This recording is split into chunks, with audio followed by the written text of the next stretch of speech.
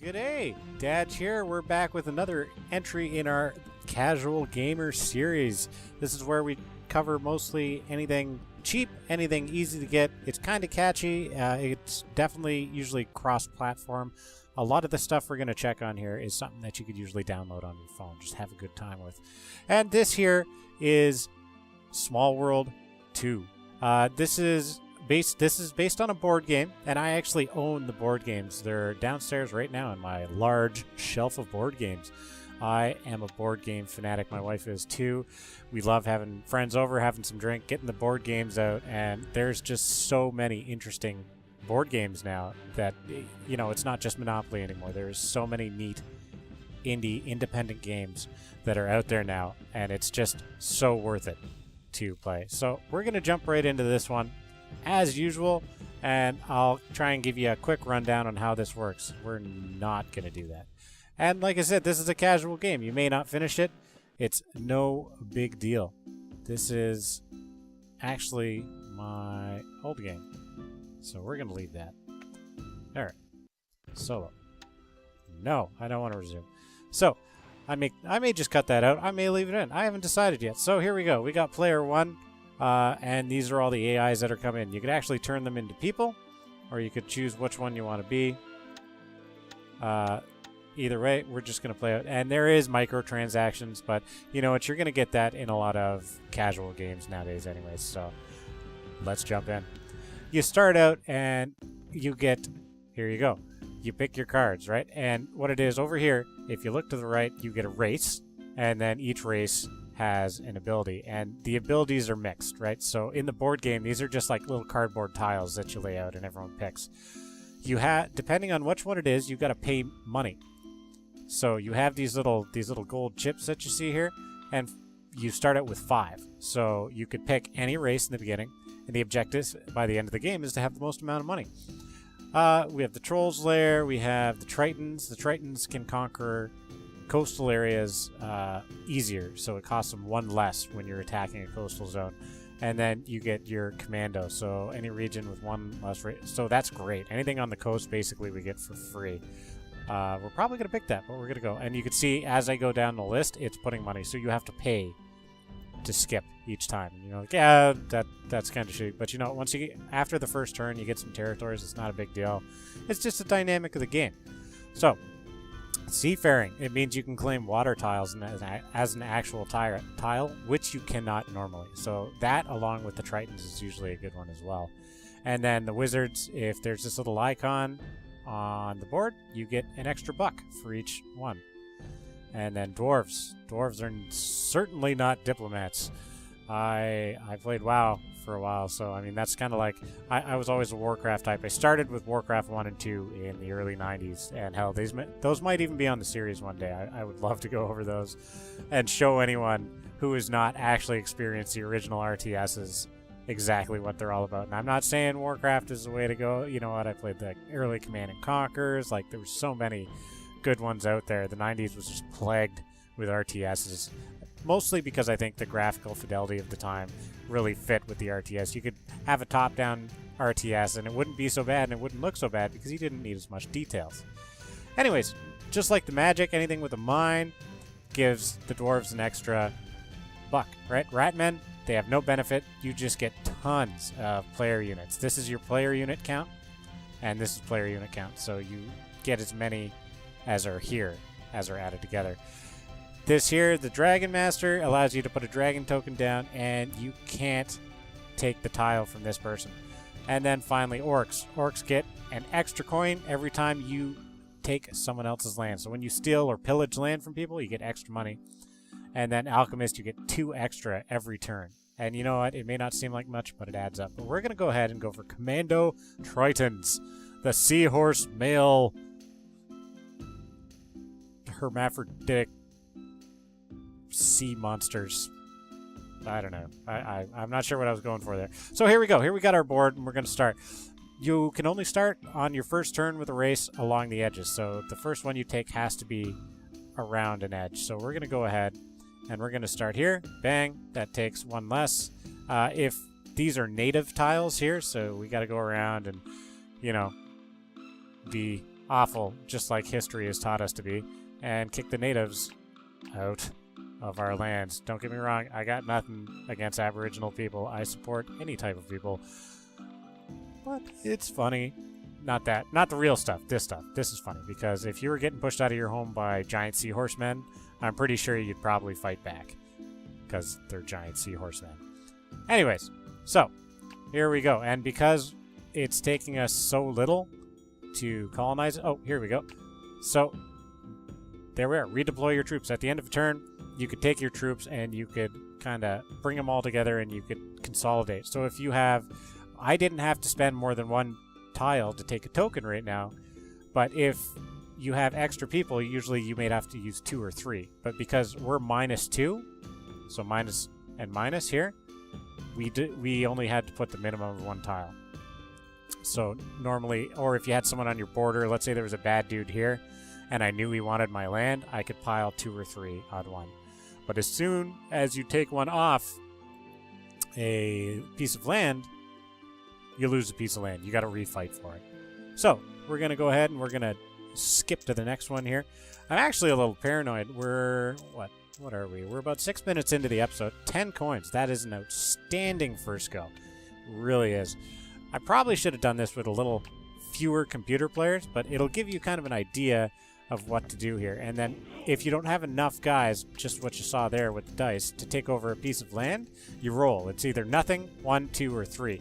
And it's basically just a multiplier, right? So it's not even a multiplier. It's extra units. The dice stands for temporary extra units. So here you go. You got these mages coming in, and he's claiming... Oh, there you go. And he tried to fight me, but he couldn't take me out because he didn't have enough guys.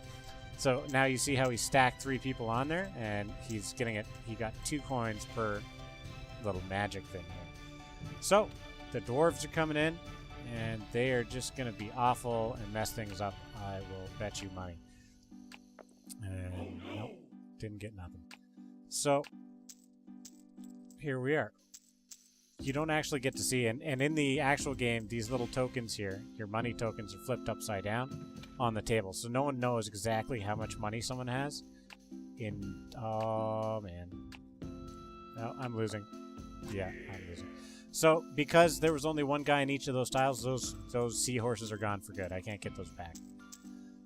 So actually, I'm gonna do a bit of a ballsy move here, and I'm gonna go into decline. Because I'm spread out as soon as I can go. So if you go here, sends your race into decline. Yes. A lot of people do this, and they just race to race to race to race, and they decline as much as possible. And now I can't use... This uses my turn, and I can't use these people. But next turn, I get to pick a new race. So there's enough people, I think I'm going to let them fight them out. And if I can get a second race in down here, I still get to collect the money from these guys as long as they're there. So as long as they don't get taken out, which, you know what, I bet these guys probably will by the orcs here, I'll be okay. So if we look over right now, let's see, the elves never die.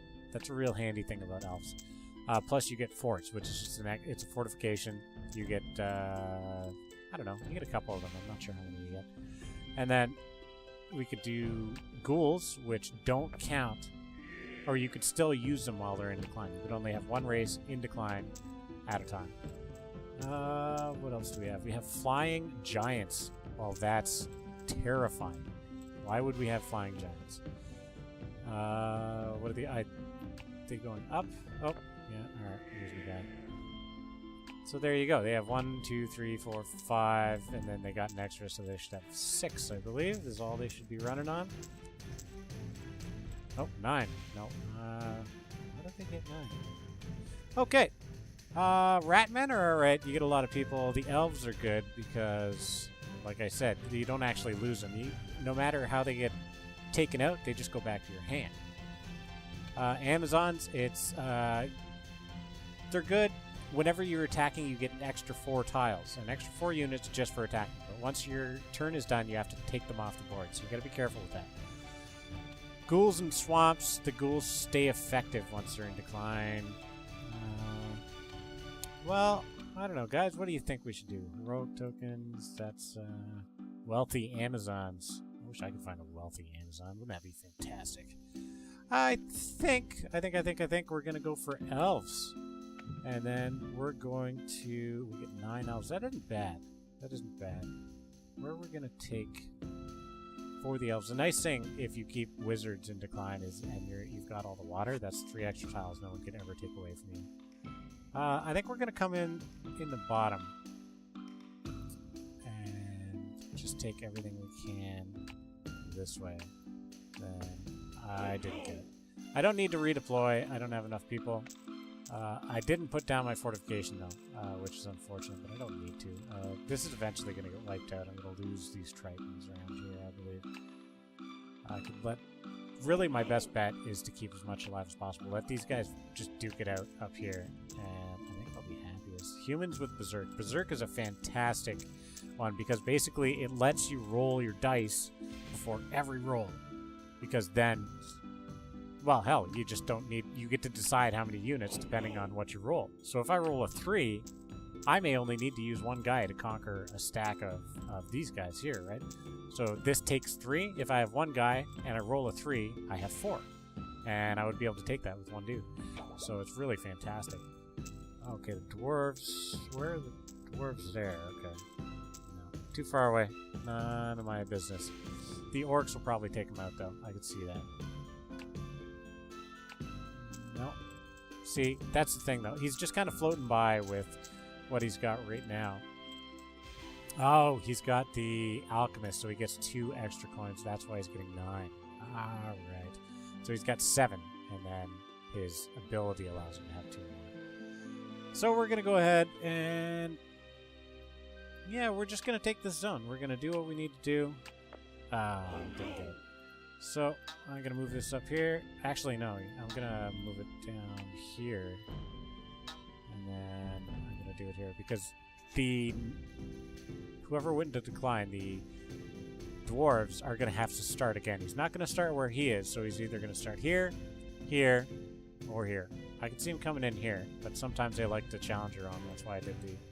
Oh, damn it. I didn't fortify. Son of a bitch. I should have put forts down on the sides there. It would have been harder for him to get in that way. So 10 each time is a very, very solid score. Like I said, we're 12 minutes in. So far, so good. My power is supposed to be turned off just any minute now. So I am like living on the edge here. I am running on a laptop right now. So as long as I'm not uploading or editing or anything like that, I should be fine. I'll be able to finish recording this. But like, I am seriously tempting fate right now. I think we're gonna keep this up. You know, we're gonna go maybe another 10 minutes. 10 minutes is okay. But that will put me 10 minutes after when my power's supposed to go off. Why is my power going off, you ask? I don't know. Apparently, the power company where I live takes their model from some third world country somewhere else. If you're wondering where I live in the Great White North. I am Canadian. This is where I live. This is where I operate. And we have an awful, awful power provider where I am. But hey, what are you going to do? I'm not going to get too deep into that. I'm not going to name names because that's just me. But hey, what do I know? I just work here, right? 1, 1, 2, 1, 2. Oh, alright. So this is what we're going to do. We're going to put a fort here. We're going to put a fort here. And then we got 1 more fort. Where do you guys think I should put it? They're not coming through this way yet. I think I'm just going to go ahead and put it here. And then there we go. I didn't forget the forts this time. Sweet! And what are we getting out of this? Oh, we get extra money for putting down the forts. Ah, I wish I knew that earlier. 15! Like a boss! Boss!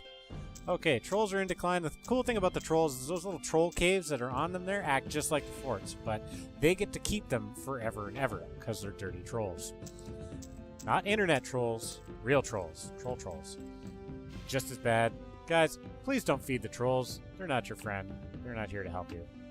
So, the rat men, as you can see, are just a sheer numbers thing, right? Like, they just... The good thing, though... maybe I should decline after this. I could take 1 more space. Oh! Sorry, super important point about this. This is turn-based, right? There's only so many turns in the game. So, as you can see here, it goes through 8 times, and then the game's over. It isn't a go until someone conquers the whole map thing. It's just whoever has the most money at the end of 8 turns wins. And that's good. That's actually a perfect cutoff point for this video, is it'll be a nice medium-length video. And you'll see as it comes back down to me, because I went first, 6. So this is our second last turn. So I think we're actually going to decline. We're going to decline. And I'm not losing anything because basically you could only have one race and decline at a time. And because of that, all of my seahorses are already gone. It's the best time for me to do it. Sorcerers. Okay, let's talk about sorcerers for a minute. If a sorcerer comes onto your land and then there is a person with 1 unit beside you, you take it. You turn them into a sorcerer, you gain an extra unit. It is a splendiferous way of conquering the map. You got halflings, little super bad teeth Frodo Baggins down here. Oh, what did he pick? Flying giants. Oh, that's rough. But he's taking out people I don't want to be. I really think I'm gonna hit sorcerers. Ooh, bivouacking. That's good too. It gives you a little camp. If you don't know what bivouac is, it's a military term for, well, for lack of a better term, camp. It's a camp. It's a camp where you would set up a bivouac site. Is where you would set up your shelter, where you would rack out for the night, right? So, bivouacking, if you're wondering what it is. I don't know if maybe this was a British game when it was designed, because it's not a term that's commonly used anymore. So here we go. Heroes disappear when you go into decline. At the end of the turn, place 2 heroes, and they can't get... that's not bad. For every 2 places you take over, you get an extra skeleton. So that isn't bad. We'd get 11 in total. So we'd get 10 of these guys out. Okay, you know what? We're doing this. The underworld thing is basically tunnels. You get to use anything with a tunnel icon on it. So like here... we're going to go ahead and start, I think up here. I think we want to start up here. So we're going to start here. Oh no, can we? Oh, here. Here we go. Bang! And then we're going to go here.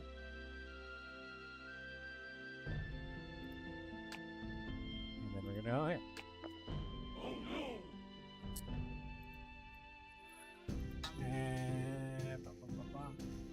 We want to keep... Yeah, no, 4 and 4 is fine. And then we're going to get done. Oh, I don't think you could do it on the first turn. I think it has to be the second turn. So there's 9. We still get the counter down here. And I believe after this goes through, we're going to be on our last turn. And I think I'm going to make it. We're going to make it, guys, so that I do this while I still have power, which is phenomenal. Power is good. Power is great. It gives us the almighty interwebs. The interwebs is important, especially for the YouTubing. Isn't that a thing? There you go. Giants, basically, they get an advantage, if you're wondering, on mountains. That's why this guy's flying around, taking mountains out, stuff like that. And flying just means you don't have to attack beside you. You just jump out, and there you go. I gotta stop making those noises on the mic. It's not good for the mic. It's bad, and it's tough in the editing process. I was actually talking to a friend earlier, and I was talking about the editing. I really do enjoy it. It is kind of a pain in the ass, but you know what? It's something to do in the latter hours when I can't be yelling into a mic or anything like that. Even though I'm not a big yeller. I'm not a huge fan. How did he... Oh, can you circle the map on the mobile version? Is that how that works? No, I don't think so. I think he just... Oh, he... Right. He has ghouls. Whew. Didn't know. Okay. So he's stacked up 10 there. I think he's going to come into my territory. I think that's what's going to happen. So...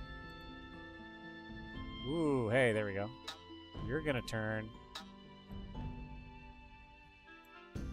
into a sorcerer. See that? That's a sorcerer's ability. Isn't it phenomenal? It's better earlier on because you could really mess with some people, but that will have to do for us for right now. I think we're going to redeploy... Oh, can we do it again? Oh, we can do it again. Can we keep doing it? Oh, guys. No, I don't think we can do it for them. I think they have to be active races. I thought you could do it for any race, but apparently it is active races only, and natives don't count. So that's it. That's the end of our turn. We're going to redeploy. I think I'm going to put some here, and I'm going to put one here, and I'm going to be happy with that. That's going to be it for our turn. So,